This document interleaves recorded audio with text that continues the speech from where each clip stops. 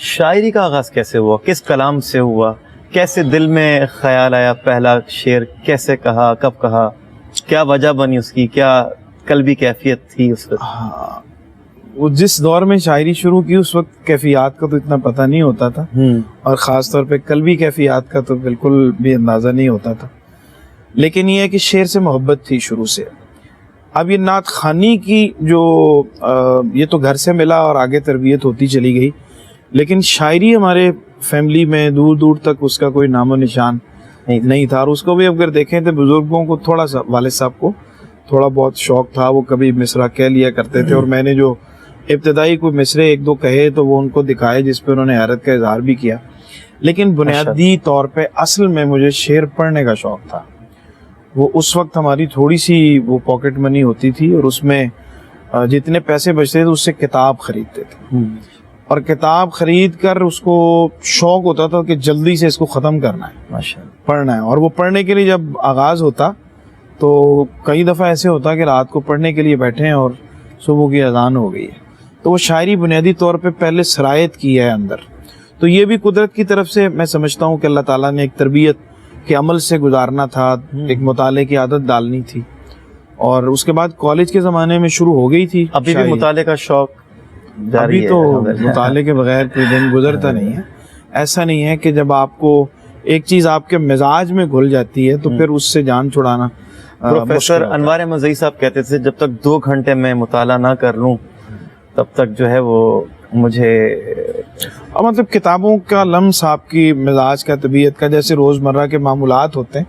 اب تو چونکہ پاکستان بھر سے، پاکستان سے باہر بھی لوگوں کی بہت ساری کتابیں آتی ہیں، کچھ کسی کے اوپر لکھنے کے لیے آتی ہیں، کس کی تحریر آپ کو تبصرے زیادہ کے لیے پسند آتی آئی؟ ہیں، اور شاعری کی میں بات کر رہا ہوں، تو اس میں یہ ہے کہ پھر ظاہر ہے کہ کتابیں روز مطالعے سے گزرتی ہیں۔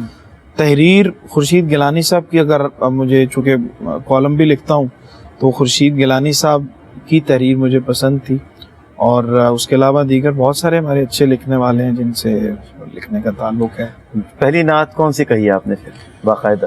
پہلی نعت مصرے تو چھوٹے چھوٹے ہوتے رہے، لیکن اس وقت یہ بالکل اندازہ نہیں تھا کہ باقاعدہ کوئی شاعر بننے کی طرف جا رہے ہیں اور شاعری ہو رہی ہے۔ لیکن کالج کے زمانے میں میری جو 2 ملاقاتیں ہیں وہ بنیادی طور پہ میری اس شاعری کی کا جو شوق تھا یا اس کو پروان چڑھانے میں بنیادی طور پہ انہوں نے کردار ادا کیا۔ ایک تو ہمارے اردو کے استاد تھے عباس تابش، جو بہت بڑے شاعر ہیں، جی ماں پر جنہوں نے بہت لکھا ہے، جی ہاں، ان کے ظاہر ہے کہ ہم نے ان کے ساتھ پڑھا تو شاعری کا شوق پڑھنے کا تھا، پھر ان سے اچھے شعر سننا شروع کیے۔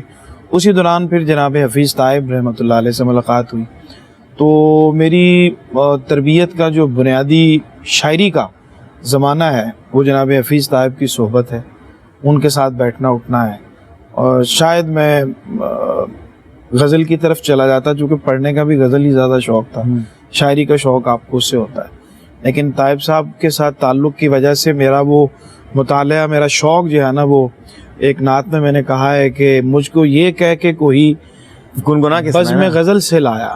گنگنا کے سننا چاہتے ہیں؟ چلیے تحت لفظ آپ سن لیں پھر میں سناتا ہوں۔ جی، مجھ کو یہ کہہ کے کوئی بزم غزل سے لایا، تم ادھر آؤ یہاں نعت لکھی جاتی ہے۔ سبحان اللہ۔ تو وہ نعت لکھنے والوں میں بیٹھنا اٹھنا شروع کر دیا، بڑے لوگوں میں، تو پھر طبیعت میں، مزاج میں آغاز تو ظاہر ہے غزل سے ہی ہوا۔